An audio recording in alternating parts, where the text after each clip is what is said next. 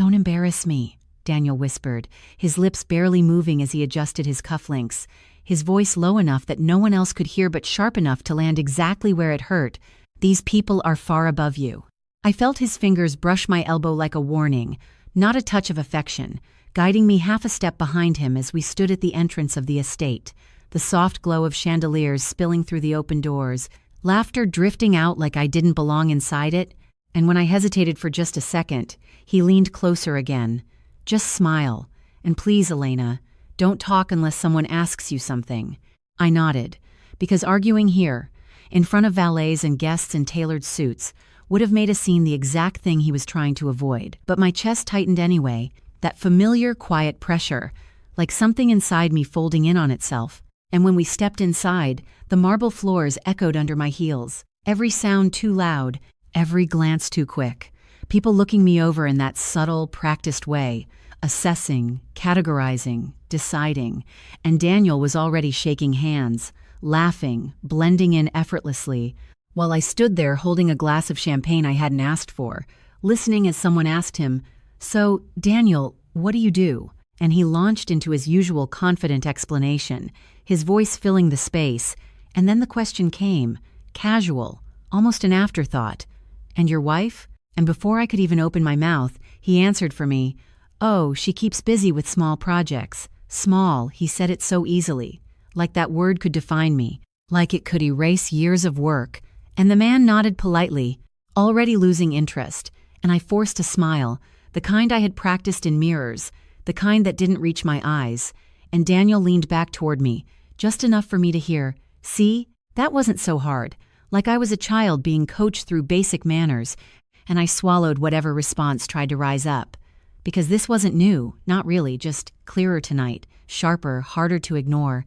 And if you've ever felt that quiet kind of humiliation, the kind that doesn't come from shouting or anger but from being reduced, piece by piece, into something smaller than you are, then maybe you understand why I stayed silent in that moment, why I let him believe I needed his instructions to exist in a room like this. And before I tell you what happened next, I want to ask you something, only if this story speaks to your heart, only if it truly resonates with you.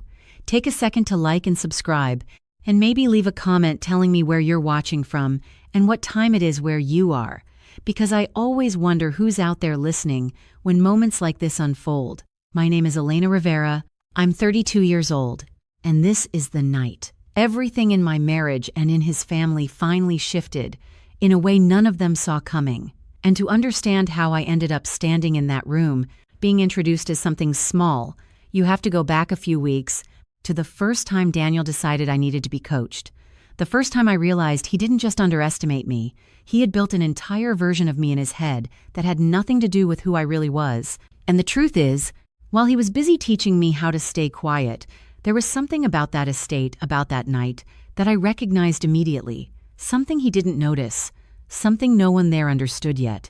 And it was the kind of truth that doesn't just change a conversation, it changes everything. 3 weeks before that dinner, Daniel stood in our bedroom doorway holding up 2 dresses like he was evaluating options for a job interview, not a night out together. "This one," he said, lifting the navy one I loved, then shaking his head almost immediately. "Actually, no, it is too plain." And he reached for the cream dress he had bought without asking me, still hanging with the tag attached. "Wear this. It looks more appropriate." And I sat on the edge of the bed watching him, the way his voice carried that quiet certainty, like his opinion was not just a suggestion but a correction. "I like the navy one," I said carefully. And he smiled, but it was the kind of smile that ended the conversation before it started. "Trust me, Elena, you want to fit in." And that phrase stayed with me, fit in. Like I had not spent my entire life learning how to move through rooms where I was underestimated, like I did not already know how people decided who belonged and who did not within the first 5 seconds of seeing them. And that night, as I changed into the dress he chose, I caught my reflection in the mirror and barely recognized the version of me he was trying to present to the world. Softer, quieter, smaller, and it was not just the clothes, it was the way he had started introducing me to people over the past few months, trimming away details, simplifying me into something easier to explain, easier to control. "This is my wife, Elena," he would say, pausing just long enough for someone to ask what I did. And when they did, He would answer before I could, "She works on a few projects, nothing too crazy."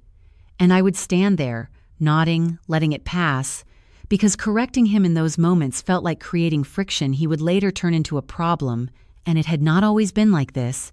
Or maybe it had, and I just had not seen it clearly yet, because even earlier than that, even before Daniel, there were small moments that shaped how I learned to take up less space, moments that seemed harmless at the time but stayed with me longer than they should have, like the afternoons in my childhood kitchen where my mother would line up report cards on the counter, my older brother Mateo's first, then mine, her finger tapping against his grades with a proud smile. "Look at this, Elena, straight A's again," and then shifting to mine, the same grades, the same effort, but her voice softening into something polite. "You did well too, always too," like I existed in relation to someone else, like my accomplishments needed a reference point to matter. And I remember once asking her, "Is there something I could do better?" And she laughed lightly, rinsing a plate under running water.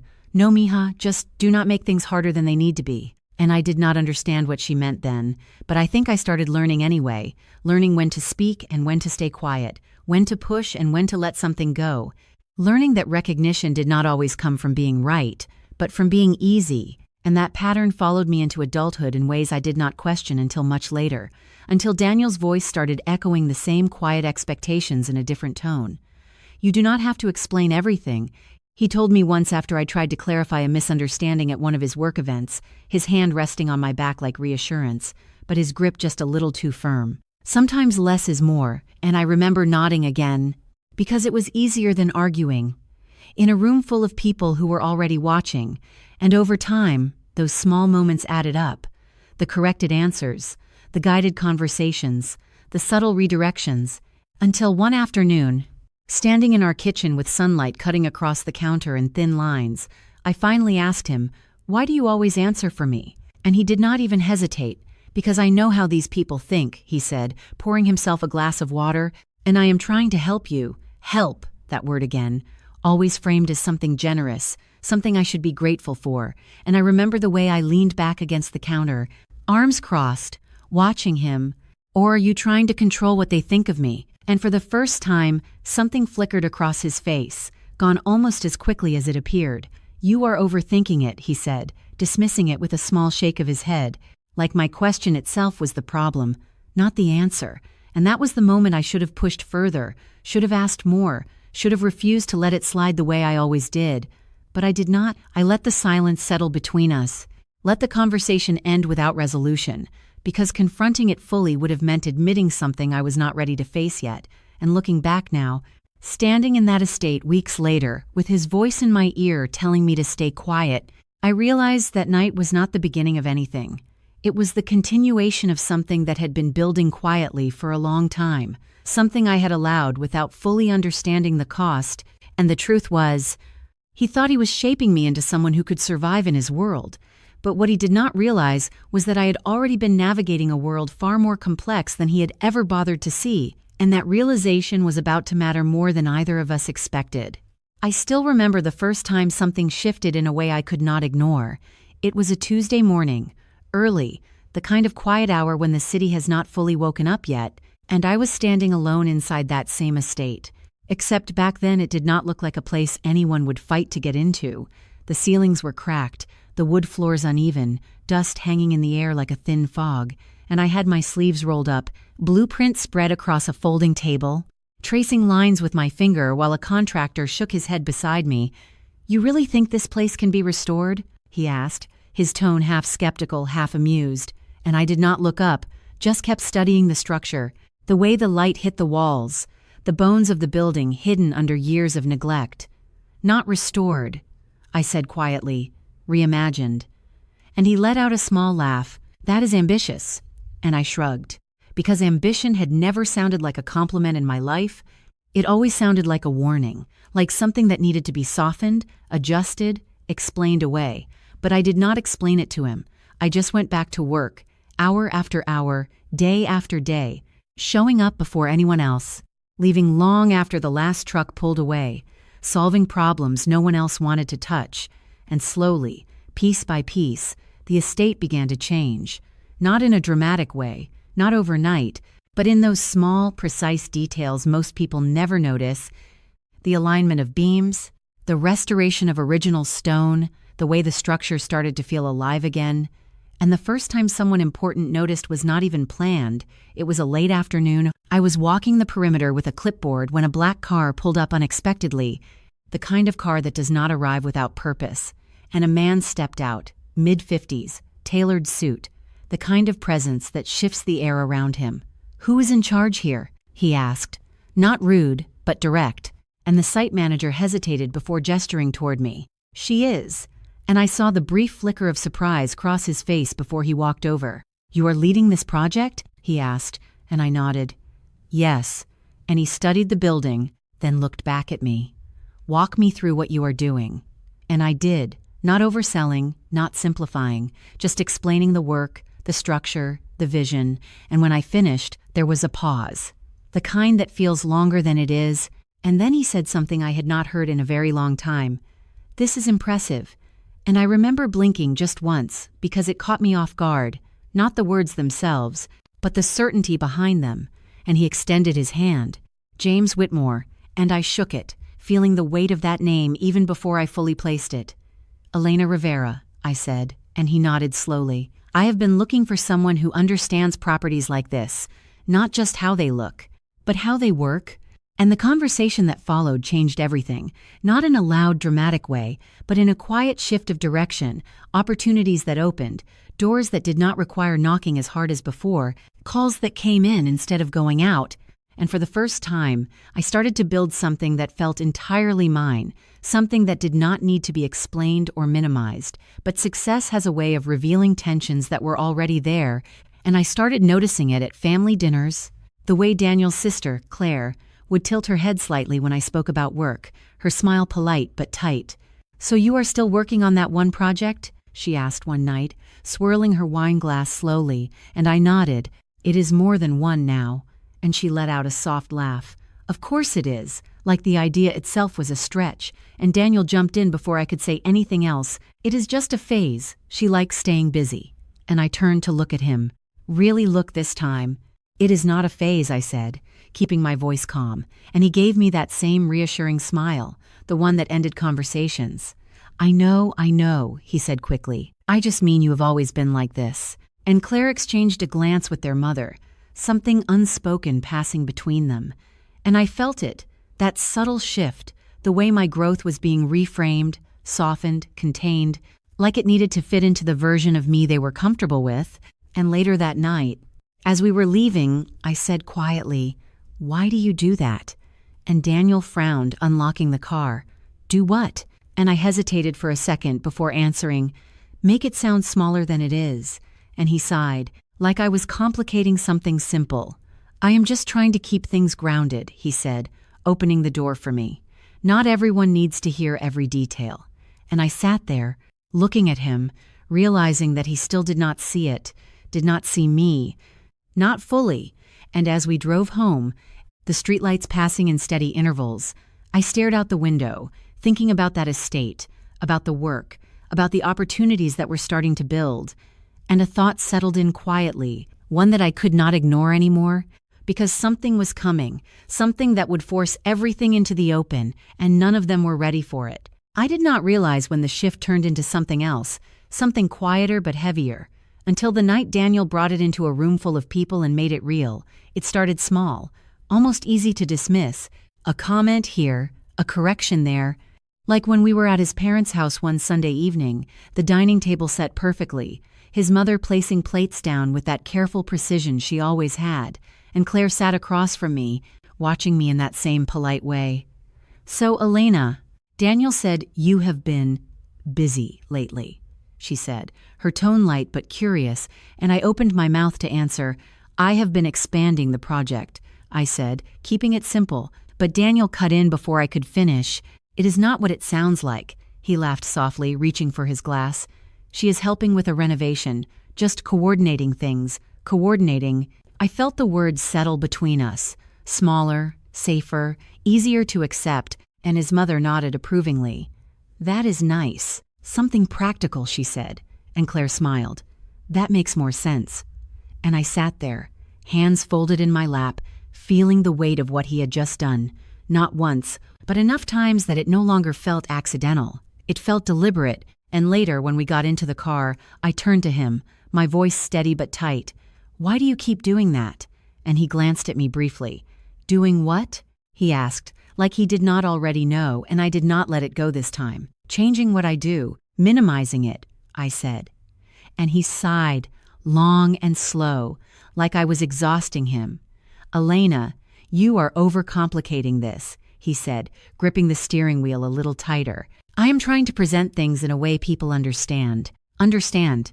I repeated that word in my head, because what he meant was something else entirely. "Or in a way that makes you more comfortable?" I asked, and he did not answer right away, which told me more than anything he could have said. But what I did not see yet was how far that pattern would go, how it would move from small corrections into something bigger, something that would spread beyond our conversations and into the way other people saw me. Because a few days later, I walked into one of his networking events, a crowded room with low lighting and the hum of conversations layered on top of each other. And as I approached a group he was speaking with, I heard my name before I reached them. "She is still figuring things out," Daniel was saying, his tone casual, almost protective. "Nothing major yet." And someone laughed lightly. "That is good, no pressure," and when they noticed me, the conversation shifted. Smiles turned polite, introductions followed, but the impression had already been set, the narrative already shaped before I even opened my mouth, and I felt it, that subtle distance, that quiet dismissal that comes when people think they already understand who you are. And I smiled, nodded, played the role he had created because correcting it in that moment would have made me look defensive, like I was trying too hard. And on the drive home, the silence between us felt different, heavier, like something had crossed a line I could not uncross. "You talked about me like I was not even there," I said finally, my voice lower now, more controlled, and he let out a short breath. "I was helping you," he said again, the same justification, but this time it sounded rehearsed, like he had said it enough to believe it himself. "Helping me what exactly?" I asked, turning toward him, and he hesitated just for a second. "Fit in," he said, and something in me stilled again, that same quiet stillness from before, but deeper now, because I realized this was not about protecting me, it was about controlling how I was seen, controlling the version of me that existed in his world. And the worst part was how easily everyone accepted it, how quickly his version became the truth, repeated, reinforced, believed, until even I started to question how much of myself I had allowed to be reshaped without noticing. And the breaking point came the night of the estate invitation, when the envelope arrived, thick paper, embossed lettering, Daniel holding it like it meant something more to him than it should have. "This is important," he said, his voice carrying that same controlled excitement. "You need to trust me on this." And I took the card from his hand, reading the details slowly, my eyes lingering on the location, the estate, the same place I had spent months rebuilding from the ground up, and my fingers tightened slightly around the paper, a quiet realization settling in. Because he was still talking, still explaining how I needed to behave, what I needed to say, how I needed to present myself, completely unaware of what that place actually meant to me, to my work, to everything I had built. And as I looked up at him, I saw it clearly for the first time. He was not just underestimating me. He had rewritten me entirely, and he was about to walk me into a room where that lie would finally collapse, but not in the way he expected, and not in a way any of them were ready for. Because by the time we stepped into that estate together, everything he had said, everything he had shaped, everything he believed about me was already on the edge of falling apart. And the only thing left was the moment it would happen. After the invitation arrived, everything that Daniel had said about me started to move beyond quiet conversations and into something harder to control. But instead of correcting it, he doubled down, and I saw it unfold in real time over the next few days. Starting with a message I was not meant to see, his phone lighting up on the kitchen counter while he was in the shower, the screen flashing with a preview that caught my attention before I could look away. "Claire, so she is just your plus one, right? Not involved in the project?" And I stood there for a second, staring at the words, feeling something settle into place, something colder than anger. And when Daniel came back into the kitchen, towel around his neck, I picked up the phone and held it out to him. "Do you want to explain this?" I asked, my voice calm. and he froze just long enough to confirm everything I needed to know before stepping closer, taking the phone from my hand like it was nothing. "You were not supposed to see that," he said, not apologizing, just stating it like a fact, and I let out a small breath. "Answer the question," I said, and he rubbed the back of his neck, avoiding my eyes. "I was just simplifying things," he said. "It is easier if people do not get confused." "Confused," I repeated in my head, because that word felt like an excuse, not a reason. "You told them I am not involved?" I pressed, and he shook his head quickly. "No, I just did not go into detail," he corrected, "but I had already seen enough, and over the next 48 hours, it became clear how far that version of me had spread, because the emails started coming in, not to me, but forwarded from him, short threads with subject lines about the event, the estate, guest coordination, and buried in the middle of them were small lines that said everything without saying it directly.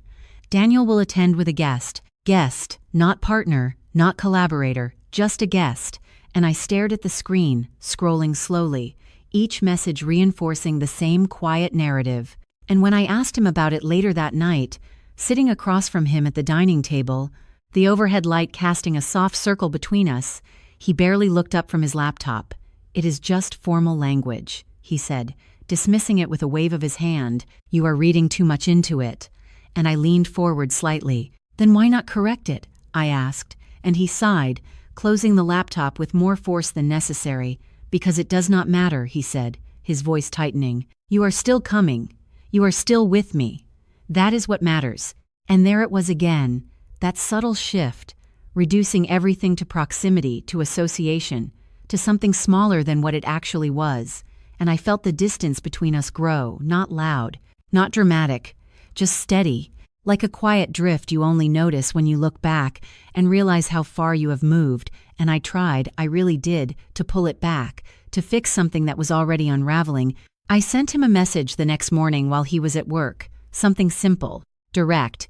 "We need to be clear about what I do before the event." And he responded hours later with a single line. "You are overthinking again."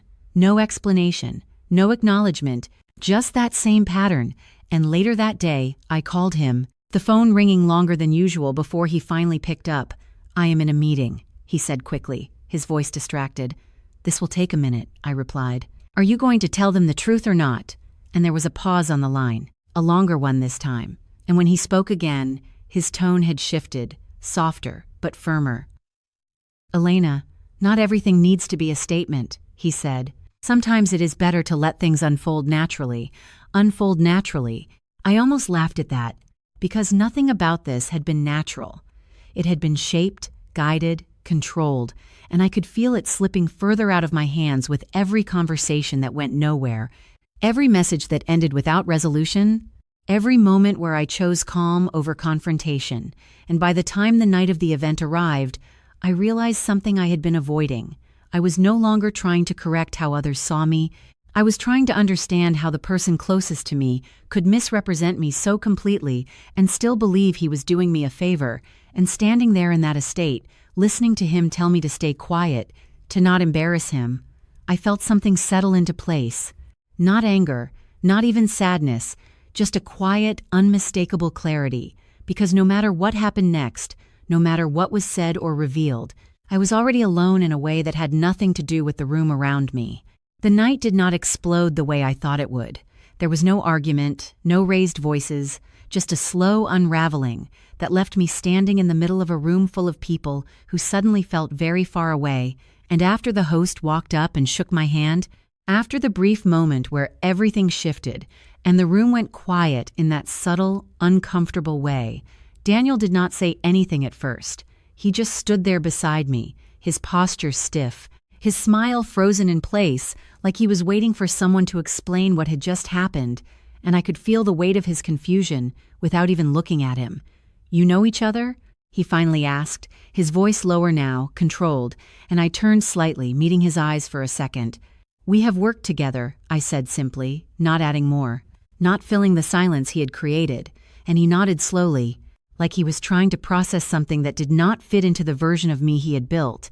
But the conversation around us resumed quickly, people stepping in, asking questions, engaging with me in a way that felt unfamiliar to him, and instead of correcting it, instead of stepping forward, he stepped back, just slightly, enough for me to notice, and that was the moment I realized something I had not allowed myself to fully see before.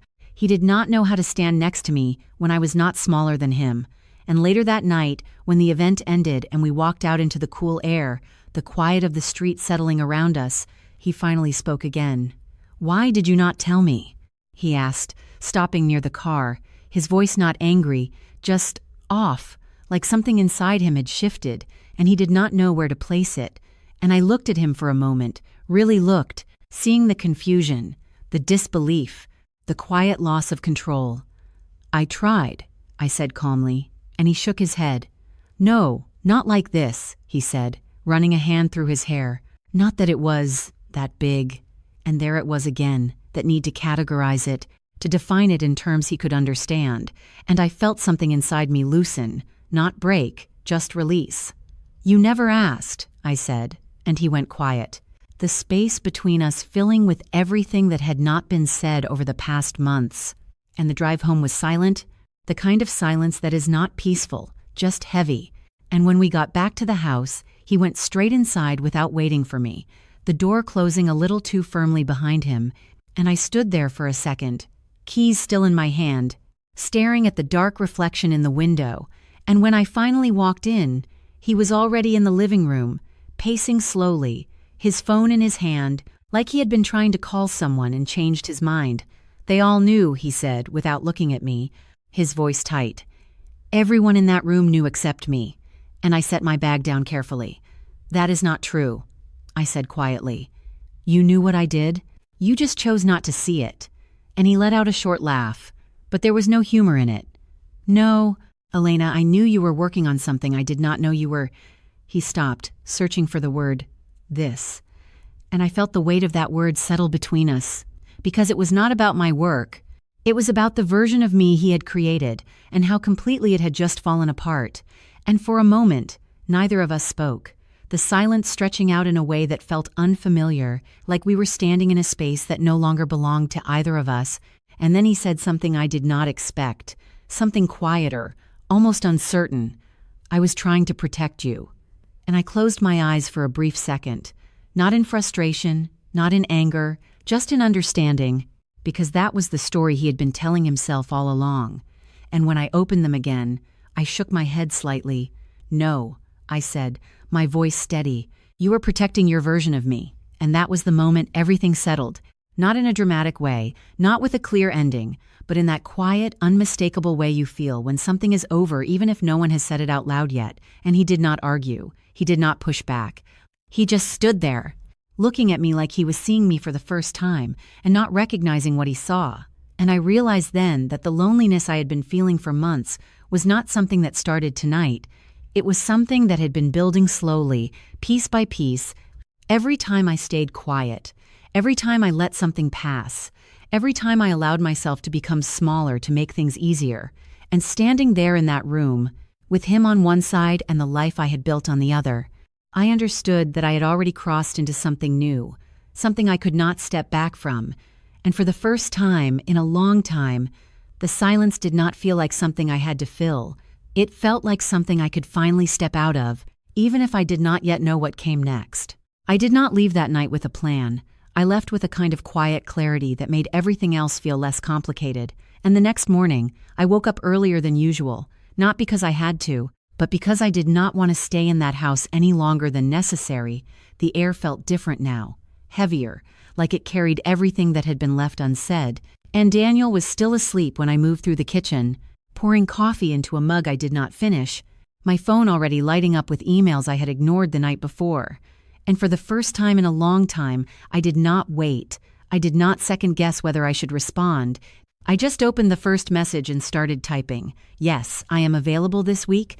I wrote direct, clear, no explanation, no hesitation, and within minutes the reply came back, "We would like to move forward immediately." And I stared at the screen for a second, letting that sink in, because this time, it was not something filtered through Daniel, not something reframed or minimized. It was mine, entirely mine. And when he finally came into the kitchen, rubbing his eyes, still half asleep, He paused when he saw me already dressed. Keys in my hand. "You are leaving early?" he asked, his voice quieter now, uncertain in a way I had never heard before, and I nodded. "I have work," I said simply, and he stood there for a moment, like he was trying to find the right response. "We should talk," he said finally, and I met his eyes, not cold, not distant, just steady. "We will," I replied, "but not right now," and then I walked out before he could say anything else. And that was the first real step. Not dramatic, not final, just different. And the days that followed were not easy.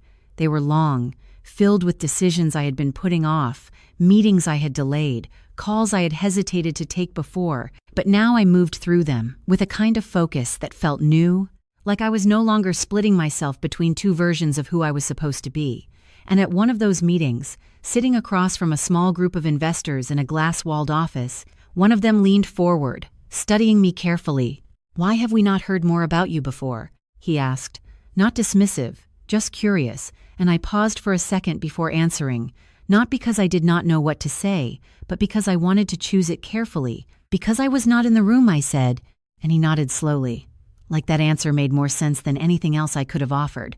And the conversation moved forward, focused, direct, no need to simplify, no need to adjust. And later that afternoon, as I walked through the estate again, now fully restored, sunlight cutting clean lines across the floors I had once measured with a tape in hand, one of the contractors who had worked with me from the beginning stopped me near the entrance. "I heard about the event," he said, a small smile on his face.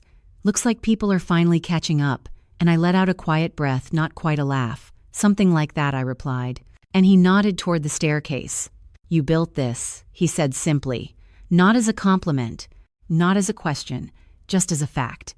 And I looked around for a moment, really taking it in, the structure, the details, the work that had once felt invisible now standing fully realized. And for the first time, I did not feel the need to explain it to anyone, to justify it, to make it easier to understand. It was enough that it existed, enough that I knew what it had taken to get there. And that evening, when I returned home, the house felt quieter than before. Daniel sitting at the table, his phone face down in front of him, like he had been waiting, and when I walked in, he looked up, his expression softer now, uncertain. "How was your day?" he asked, and I set my bag down slowly. "Productive?" I said, and he nodded, like he wanted to say more, like he was trying to find a way back into something that had already shifted beyond where he could reach it, and for a moment, neither of us spoke, the silence different now. Not heavy, not tense, just clear. And I realized then that rebuilding was not about fixing what had broken between us. It was about continuing forward without shrinking myself to make that space comfortable again. And as I stood there, looking at him, I could see it in his eyes, the recognition, the realization that the version of me he had known no longer existed in the way he had defined it, and that what came next would not be something he could guide or reshape. And for the first time, that did not feel like a loss. It felt like the beginning of something I had been moving toward long before that night, something that was finally starting to take its full shape, even if not everyone around me was ready to see it yet. The first time I saw my name displayed the way it should have been, it was not in a crowded room or announced with applause. It was on a simple printed badge, clipped to the inside of my jacket, black text on white, clean and direct. Elena Rivera, lead architectural consultant. And I remember standing in front of the glass door of a new project site, adjusting it slightly, not because it was crooked, but because I was not used to seeing it framed that way, not publicly, not without someone else speaking over it. And when I stepped inside, the space buzzed with quiet activity, people moving with purpose, conversations layered but focused, and one of the project managers walked up immediately, tablet in hand. "Elena, we need your approval on the revised structural plan," she said. No hesitation, no second guessing, just trust, and I took the tablet from her, scanning the layout quickly, my finger tracing a line across the screen. "Shift this support beam 2 feet to the left," I said, handing it back. "It will open the space without compromising stability." And she nodded without questioning it, already turning to relay the adjustment, and that moment, simple as it was, felt different, not because it was new, but because it was visible now, acknowledged without being filtered through someone else, And later that day, I walked into a meeting room where a group of investors were already seated, papers spread across the table, the low hum of quiet conversation stopping when I entered. And one of them, an older man with a calm, measured presence, stood up slightly, extending his hand. "Miss Rivera, we have been looking forward to this," he said, and I shook his hand, steady, grounded. "Thank you for coming," I replied, taking a seat at the head of the table without hesitation. And as the meeting began, the discussion moved directly to strategy, timelines, expansion. No one asking if I understood, no one simplifying anything, just expectation. And at one point, a younger associate leaned forward, flipping through a document. "Can you walk us through your approach to adaptive restoration at this scale?" he asked. And I did. Not overselling, not minimizing, just explaining, step by step, the same way I always had, except this time, no one interrupted, no one redirected the narrative, and when I finished, there was a brief silence before the older man nodded. "That is exactly the perspective we need," he said, and the room shifted slightly, the kind of shift that comes when people recognize something they did not expect to find. And after the meeting, as I gathered my notes, the same associate approached me, his tone more relaxed now. "I have to admit, I was not expecting that level of detail," he said, almost apologetic, and I allowed a small smile, not defensive, not dismissive, just present. "Most people are not," I replied, and he let out a short laugh. "Well, I think that is about to change." And I nodded, because it already had, and as I stepped out into the hallway, my reflection catching briefly in the polished surface of the glass wall. I saw it clearly, not the version Daniel had shaped, not the one I had adjusted to fit into certain rooms, but something consistent, something fully aligned with the work I had been doing all along. And that afternoon, when I returned to the estate for a final walkthrough before the next phase, I paused at the entrance, the same place where weeks earlier I had stood half a step behind him, being told to stay quiet. And now, the site coordinator approached me with a folder in hand. "We updated the signage," she said, handing it over, and I opened it, seeing my name again, this time printed larger, positioned at the top of the project documentation, and I nodded once. "Looks good," I said, closing it, and she smiled. "Everyone knows this is your project," she added, like it was obvious, like it had always been that way, and I did not correct her, because now it was. And as I walked further inside, the light stretching across the restored floors, the sound of footsteps echoing softly in the space I had once rebuilt from the ground up, I felt that same quiet clarity settle in again, stronger this time, steadier, and later that evening, as I stood in that same estate, dressed for the event, listening to Daniel's voice in my ear telling me not to embarrass him, I realized something almost ironic, because everything he was trying to control in that moment had already moved beyond his reach, and as the door opened and we stepped inside, the room unfolding in front of us exactly as it had before, I knew that this time I was not walking in as someone being introduced. I was walking in as someone who had already been recognized, and the only thing left was for the rest of the room to catch up to that truth. The room had settled back into motion after that first moment, but something underneath it had changed, something quieter, more focused, like attention had shifted without anyone openly acknowledging it, and I could feel it in the way conversations paused just a fraction longer when I stepped closer, in the way people looked at me, not with curiosity anymore, but with recognition they were trying to place. And beside me, Daniel remained unusually still, his posture composed, but his silence louder than anything he could have said. And when one of the guests approached, glass in hand, he glanced between us before speaking. "Daniel, you did not mention your wife was involved in the restoration," he said casually, but there was an edge of surprise in it, and Daniel gave a small, tight smile. "There is a lot we have not had the chance to discuss," he replied, his tone controlled. And I did not correct him, did not step in. I just stood there, letting the conversation exist without reshaping it, and the guest turned to me, his expression more open now. "It is an incredible space," he said. "The detail in the structure alone is something else." And I nodded slightly. "Thank you," I said. My voice even, not expanding, not minimizing, just allowing the acknowledgement to stand. And he continued, gesturing toward the far side of the room. "I was just speaking with the host about the original design elements. He mentioned someone had insisted on preserving the core framework instead of replacing it. and I felt Daniel shift slightly beside me, a subtle movement, almost imperceptible, but I noticed it, and I answered simply, "That was important to maintain the integrity of the space." And the guest smiled. "It shows," he said before excusing himself, and as he walked away, the silence between Daniel and me returned, heavier now, not because of what had been said, but because of what had not, and after a few seconds he finally spoke again, his voice lower, almost cautious. "You planned all of that?" he asked, and I turned to him, meeting his eyes directly. "I worked on it from the beginning," I said, and he nodded slowly, like he was trying to recalibrate something that no longer fit into place. And before he could respond, another voice cut through the space, warmer, more familiar. "Elena," and I looked up to see Mr. Whitmore approaching, his presence steady, deliberate, the kind that draws attention without effort, and as he reached us, he extended his hand again, but this time there was no hesitation, no introduction needed. "I am glad you made it tonight," he said, his tone genuine, and I shook his hand.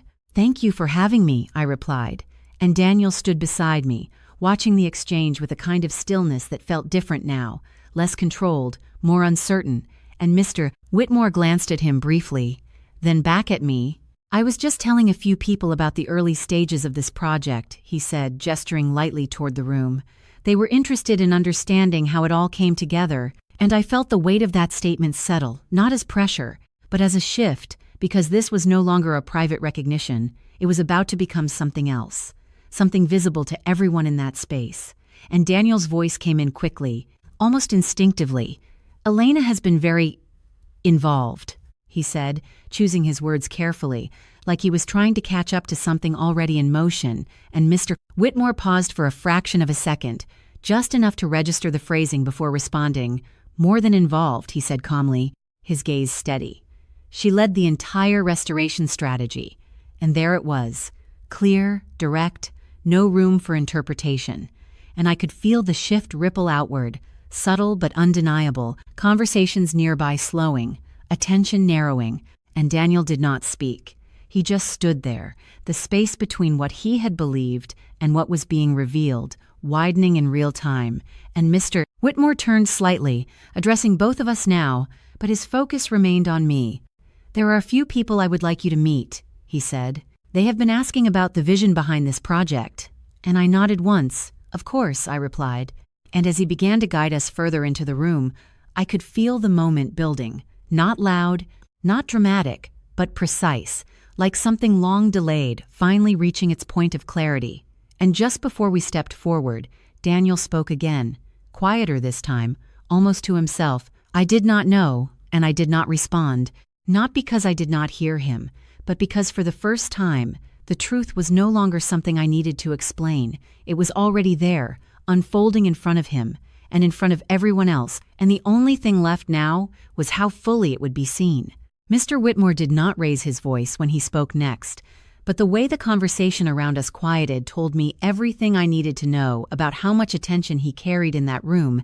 "There is something I should probably clarify," he said, his tone even, almost conversational, but deliberate, and the small group that had formed around us leaned in slightly, not dramatically, just enough to listen, and I stood beside him without moving, my posture relaxed, my hands loosely folded in front of me, while Daniel remained just a half step behind, silent in a way that felt unfamiliar for him, and Mr. Whitmore continued. "When we first acquired this property, it was not considered a viable restoration," he said, glancing briefly around the room. "Most consultants recommended a complete structural overhaul," and someone nearby nodded. "That would have been the standard approach," they added, and he inclined his head slightly. "Exactly," he said, before shifting his attention back to me. But Elena disagreed, and there was a subtle pause after my name, not for effect, but because it carried something now that it had not before, and I felt Daniel's attention shift sharply beside me, his focus no longer divided, and Mr. Whitmore continued. "She presented an alternative strategy, one that preserved the original framework while reinforcing its integrity," he said. "It was not the easier option, and it was certainly not the more popular one at the time." And a quiet murmur moved through the group, the kind that comes when people start connecting details they had not considered before, and one of the guests spoke up. "So she was part of the consulting team?" they asked, and Mr. Whitmore's expression did not change, but his answer came without hesitation. "She let it," he said, simple, direct, and the silence that followed was not loud, but it was complete, the kind that settles fully before anyone realizes it has happened. And I could feel it, the shift in perception, the recalibration happening in real time. And Daniel finally spoke, his voice controlled but edged with something else now, something closer to disbelief.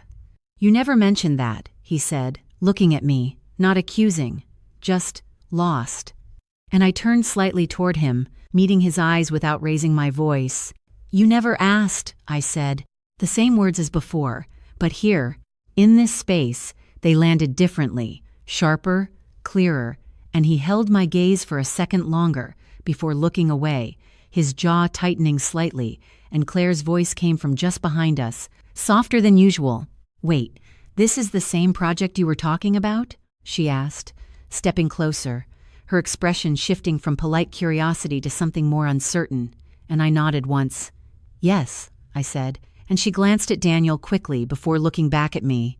"But he said you were just—" She stopped herself, the rest of the sentence catching somewhere between what she had believed and what she was now seeing, and I did not fill it in for her.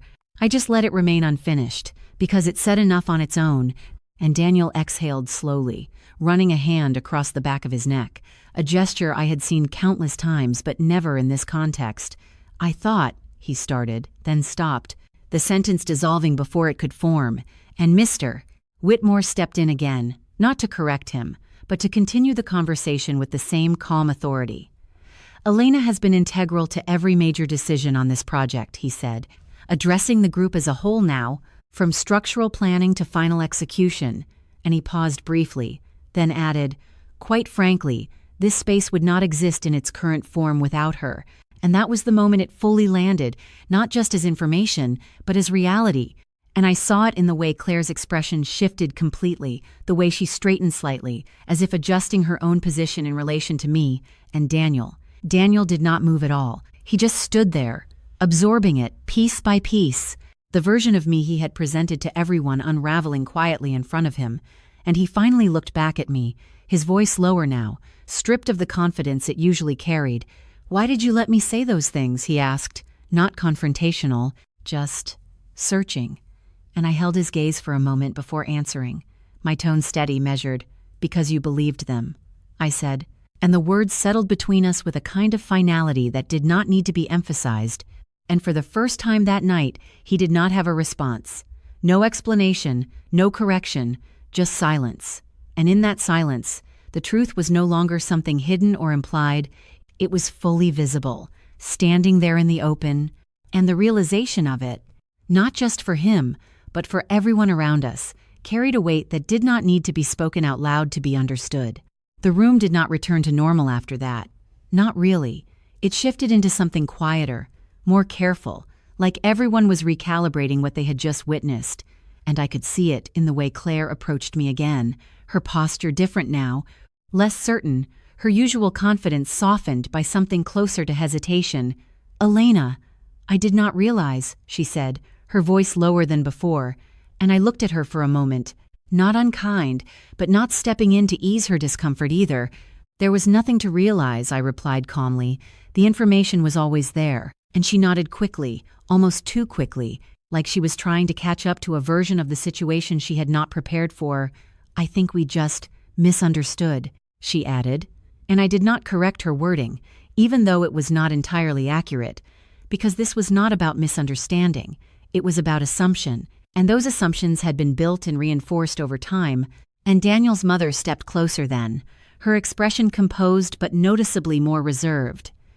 "You should have told us more about your work," she said, her tone measured, as if she was trying to reframe the narrative into something that made sense to her, and I met her gaze steadily.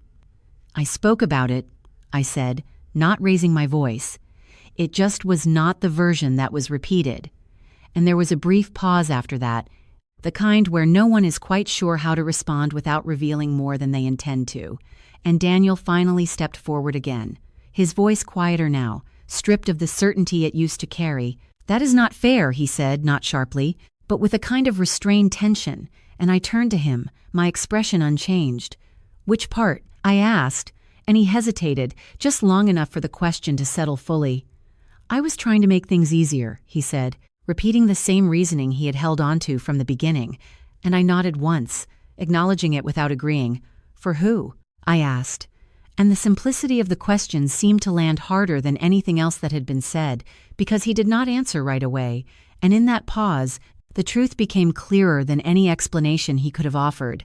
And Mr. Whitmore remained nearby, not intervening, not directing the conversation, just observing, his presence steady, and after a moment, he spoke again, not to shift attention, but to ground it. What matters is that the work speaks for itself, he said, his tone even, and I inclined my head slightly. It always has, I replied, and that was enough. The conversation did not escalate. It did not need to, because everything that needed to be understood was already visible, and as the group began to disperse slowly, conversations picking up again in smaller clusters, I felt Daniel step closer, his voice low enough that only I could hear. "Can we talk about this later?" he asked, and I looked at him for a second, really seeing him now without the lens I had held before. "We can talk," I said, my tone steady. "But it will not be about fixing what you said." And he frowned slightly, confusion still present. "Then what will it be about?" he asked. And I held his gaze, calm, clear. "It will be about whether you are willing to see me as I am, not as you need me to be," I said. And he went quiet again, not defensive this time, just uncertain. And I could see the weight of that uncertainty settling in, because this was not something he could correct with a quick explanation or a shift in tone. It required something deeper, something he had not yet demonstrated, and Claire approached once more before stepping away fully, her voice softer now. "I think we all need to rethink a few things," she said almost to herself, and I did not respond. Not because I disagreed, but because that realization was theirs to come to, not mine to guide, and as I moved through the rest of the room, conversations resumed, introductions shifted, people engaging with me differently now, not dramatically, but noticeably, and I remained the same, calm, measured, not expanding into the space just because it had opened, just occupying it fully for the first time, without adjusting to make others comfortable, and later, as the evening began to wind down, I found myself standing near the edge of the room, looking out across the space I had once rebuilt in silence, and Daniel joined me again, standing just beside me, not too close, not too distant. "I do not know how to undo this," he said quietly, and I looked forward, not at him, my voice even. "You do not undo it," I said, "you understand it." And he exhaled slowly. Like that answer carried more weight than he expected, and for a moment, neither of us spoke, the silence no longer heavy, but not resolved either, just present, holding everything that had shifted between us. And as I stood there, I realized that this was not the end of anything. Not completely. It was a beginning of a different kind of conversation, one that had not yet been fully had, and one that might not lead where either of us originally thought it would. In the weeks after that night, nothing dramatic happened on the surface. There were no sudden exits, no loud confrontations, just a quiet shift that settled into my daily life, like a new rhythm I had not known I needed. And for the first time in a long time, my mornings felt lighter, not because everything was perfect, but because I was no longer carrying the weight of being misunderstood in my own life. And Daniel and I did talk, more than once, sitting across from each other at the same dining table, where so many conversations had once ended too early. But this time, the words were different, slower, more careful, and there were moments of silence that neither of us rushed to fill.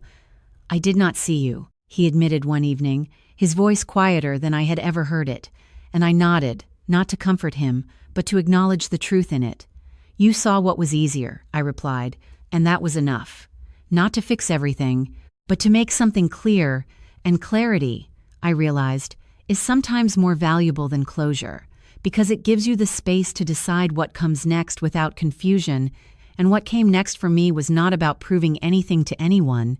It was about continuing forward in a way that felt aligned with who I actually was, not who I had been reduced to, and my work grew, not overnight, not in a way that felt forced, but steadily, project by project, conversation by conversation, and with each step, I became more comfortable occupying the space I had once tried to shrink within, and one afternoon, months later, I stood again in that estate, now fully alive with people moving through it, events unfolding in rooms that had once been empty, and I paused at the entrance, the same place where I had once stood unsure, and I reached into my bag, pulling out the small badge I had kept, the one with my name printed clearly, and I held it for a moment before clipping it back onto my jacket, not because I needed anyone else to see it, but because I wanted to remind myself of what it represented, not a title, not a position, but a truth I had finally stopped hiding from.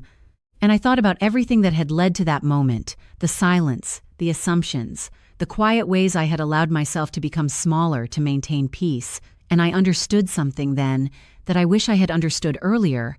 Your value does not disappear just because someone else refuses to recognize it. It only becomes harder to hear when you start believing their version over your own. And if you are listening to this, and you have ever felt that quiet kind of dismissal, the kind that makes you question your own worth without ever raising its voice, I want you to know that your intuition is not wrong. That feeling you cannot quite explain, the one that tells you something is off, that is your truth trying to reach you. And you do not have to wait for a moment as clear as mine to start listening to it. Protect your work, protect your voice, protect the parts of yourself that others might not understand, not with anger, not with force, but with clarity and consistency, because that is where real strength comes from. And maybe, just maybe, there is something bigger guiding you through those moments, whether you call it faith, the universe, or something deeper within yourself. Something that refuses to let you disappear even when everything around you makes it easier to stay quiet. And for me, that realization changed everything, not because it fixed my past, but because it reshaped how I moved forward. And I learned that love, real love, does not ask you to become smaller. It does not require you to be easier to understand. It stands beside you as you are, fully, without needing to redefine you.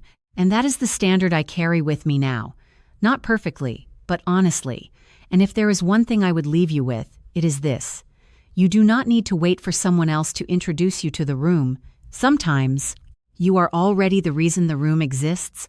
My name is Elena Rivera. I am 32 years old, and the lesson I want to leave you with is simple. Never let someone else define your worth when you have already built it in silence.